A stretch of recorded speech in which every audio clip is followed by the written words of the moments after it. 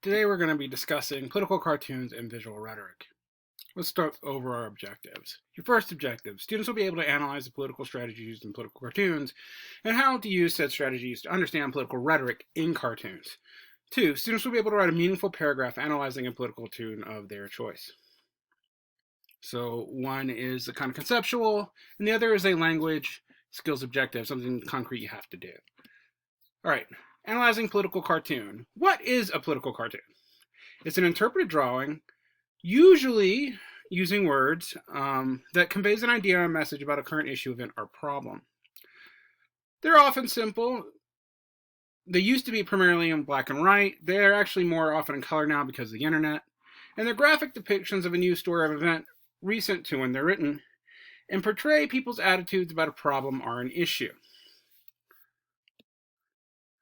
Common characteristics for a good political cartoon. Wit and humor are obtained by exaggeration, not just for comic effect, but to send a message about a character.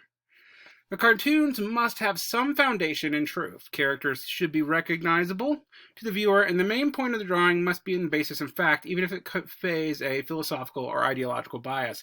In fact, it almost always conveys a philosophical or ideological bias. The cartoon should have a moral purpose. In other words, a cartoon should provide opportunities to inform the viewer about an issue or to allow for critical thinking, supporting or refuting the cartoonist's message. So basically, each cartoon is an argument and a claim of policy, right? So we go back to our claims types, right? We have claims of fact, claims of value, and claims of policy.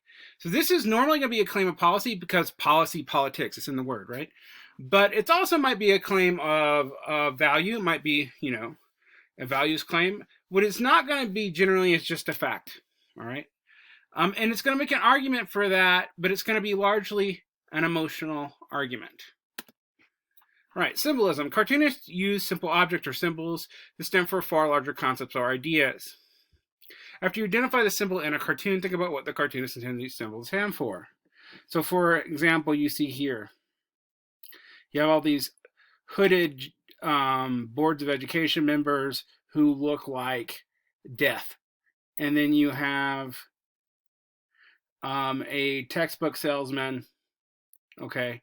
And behind it, you have an executioner. Now, you can think about what all that means. See, exaggerations. Cartoonists overdo or exaggerate the physical characteristics of things in order to make a point. We call this caricature. When you study our cartoon, look for any characteristics that seem overblown. Facial characteristics and clothing are sometimes most commonly exaggerated characteristics. Then try to decide what point the cartoonist is trying to make through exaggeration. Little note here, sometimes these exaggerations are racial, and so when you look at a lot of like racist cartoons, and historically that was a thing, this will be the kind of area of exaggeration. So if you're designing political cartoons and you don't want to be a racist, you should be very careful about the kinds of features you exaggerate to make sure you're not sending an incidental or accidental message that might be racist. But let's look at this cartoon here. So we have Charlie Sheen, who has tiny eyes, so he's portrayed as sort of smug, and a big jaw, and his hair is disheveled. All right, and then you have him watched by this person with a big nose and a bald head and looks, and a very weak jaw, so it's not as handsome, sitting in, a recliner. And his body's way bigger than this head would indicate it should be. What would you think about this exaggeration? All right. We interrupt this report of unrest in the Middle East to bring you breaking news. So what is this saying about, media that is spending so much time on Charlie Sheen and not on war in the Middle East? Labeling.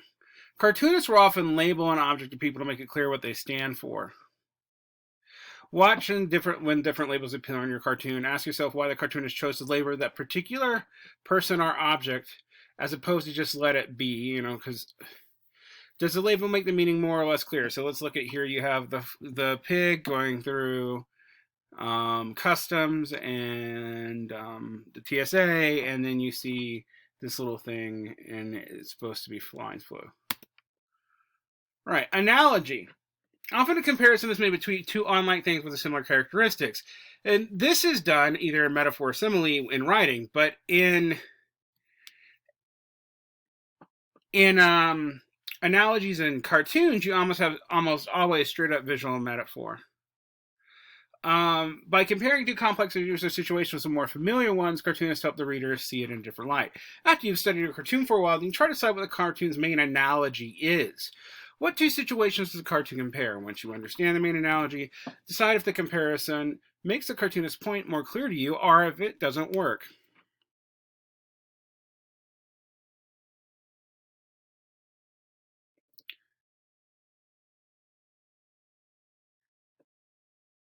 Jeepers Beaver, you're really going to catch it when your dad comes home. Right. What's the analogy here?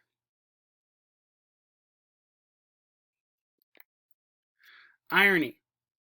Irony is the difference between the way things should be and the way things are, or vice versa, and the way things are expected to be. Cartoonists use irony to express their opinion on an issue. When you look at our cartoon, see if you can find any irony in the situation the cartoon depicts. If you can, think about what the point of the irony might be and what is it intended to emphasize. Does the irony help the cartoonist express his or her opinion more effectively? If you look here, you have Obama stepping very carefully over a war zone, as if he's tiptoeing through cities of destruction, even though he's huge compared for it. The irony here in the drawing is that he's a huge man acting very carefully, but also somewhat needlessly because it's a war that he's tiptoeing through. Optic strategy. So this is a strategy for really kind of understanding how to break down a cartoon. 1. Conduct the overview of the image. Float over the image. What is its primary focus? 2. Key in on the parts of the visual image by reading all the labels and noting any elements or details that seem important. What is the interaction of the parts with the primary focus? Why are they labeled? What are they trying to say about the primary focus? T. Read the title of the visual. The comics usually have them, so that you are clear on the subject it is covering. Does the title make sense? If there is no title, what title would you give it? I. Use the title as your theory about the parts of visuals, so your clues to detect and specify the interrelationships are to infer and interpret. What is not in the picture but implied? What do you need to know? What's the context? What's the subtext? What's these things that you need to know to really understand the cartoon? And 3, draw a conclusion about the image as a whole. What is the claim and the argument of the cartoon? Can you summarize that in a sentence? S, what is the source? Where does it come from? And while this can be fallacious and a lot of things, remember that political cartoons usually exist in news that has a clear bias. It's usually part of the editorial page, and the editorial doesn't even have to pretend not to be biased. What is the bias and political leaning of the source? Who is this audience? What is the context? You ask the same types of questions when you're doing a soapstone, or as I'll teach you later, a space cat analysis of any rhetorical piece, right? Soapstone and paste cats are acronyms for things that you should go through. And I want you to really think about, what's the context? What's the bias? Who's the audience for? Does this work for that audience? Some questions to ask yourself. What issue is the political cartoon about? What is the cartoonist's opinion about this issue? What other opinion can you imagine this person having on this issue? And what other opinion can you imagine another person having on this issue? Do you find the cartoon persuasive? Why or why not? And if you don't find the cartoon persuasive, you usually think it's not fair. What other techniques could the cartoonist use to make that cartoon more persuasive? More info. So here's some common things that you'll see.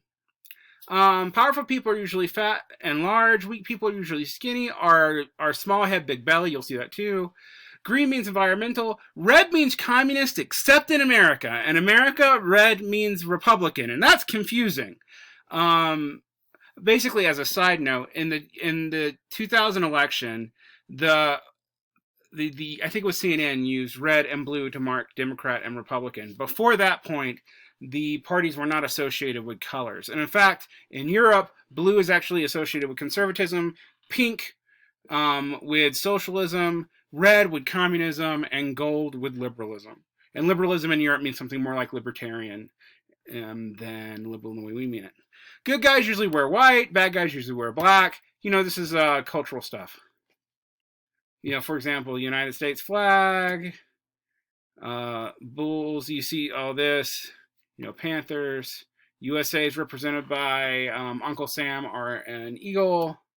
United Kingdom's often represented by a John Bull, which is a fat person, and a Taylor Swift, often portrayed as a bull or a lion. Russia's always presented as a bear. China is often presented as a dragon or a panda. Saudi Arabia is usually oil wells or people with specifically Arab robes. Japan is often with the rising sun or the imperial rising sun.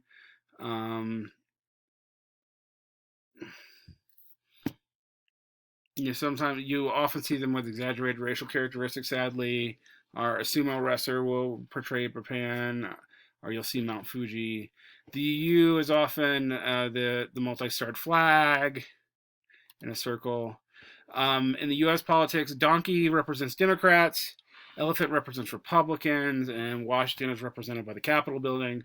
Why are Democrats donkeys and Republicans elephants? It has to do with their opinions on business. Donkeys represent small business and elephants represented big business at the turn of the 19th century, and it's just stuck, even though it doesn't really make any sense now. All right. And you'll always see famous people. These are from when this was made a few years ago. So Obama, you see Sarah Palin, etc.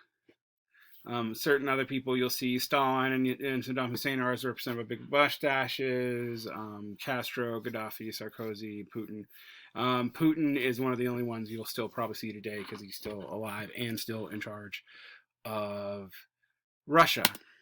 All right. Other symbols. The red symbol there with the hammer and sickle that represents communism. Pork or a pig represents government waste, or unfortunately sometimes police. Money will be represented by a dollar sign or a pound sign. That's what that E thing is.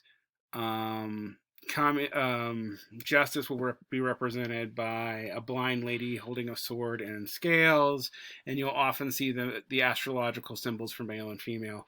And yes, that's the origins. Those are astrological alchemical symbols that we still use as kind of a symbol for male and female today.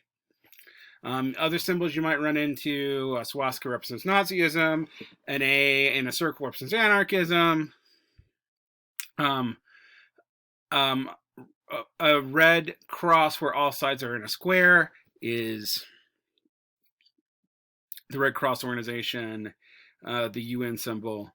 Terrorism is often represented by people with guns, and Palestine is represented by a flag that is a common flag in the Middle East. All right, religions often get their religious symbol as shorthand. You can look at these. These are the pretty common ones. Believe it or not, if you're in, for example, in Asia, the Buddhist symbol is actually represented by the swastika in the other direction, but we don't do that because of the Nazis. So this little something to know if you ever see that. I lived in South Korea, and I would look at the map, and there'd be all these swastikas, and it would kind of freak me out. And then I would remember that, oh, it's a symbol for Buddhism. All right. So, liberty, freedom, and democracy. A torch usually represents a torch is often used to represent liberty. The Liberty Bell is often used to represent liberty in the United States. And the Statue of Liberty is often used to represent liberty as well. War and peace. You have the peace dove, the peace sign, the laurels of peace. War is often represented by people wearing hawks, bombs, bombs on their head, missiles, explosions. All right, time and victory. Time is often represented by clock or an hourglass. Victory is represented by victory fingers, which looks a lot like the peace sign, actually. Trophies, wreaths or laurels. Death is often represented by a skull and crossbones. Falling objects represent death or impending doom. Vultures represent death. Skulls and crossbones. Cliffs represent death. Hope is slow, snail, turtle. Heart, love, Cupid, Venus. Hope, rainbow, smiley. Wealth, bags of money. These are things you probably already know. Nuclear things are represented by an outline of a nuclear plant. Ballot box represents voting. Gavel represents the courts. Police hat, or just a shield, represents policemen. Politicians are often represented by people in white suits and who aren't wearing jackets. Also the atom is often used to represent atomic stuff. Okay.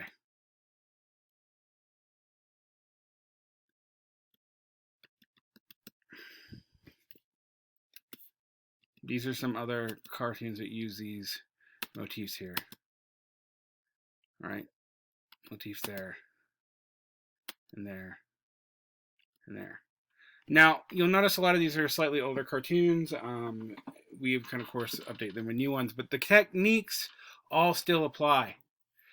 All right, this is a very basic introduction to political rhetoric cartoons and political cartoons in specific. And when we say cartoon here, we actually mean something more like a comic. You don't really actually see that many political cartoons animated. And that is all for today.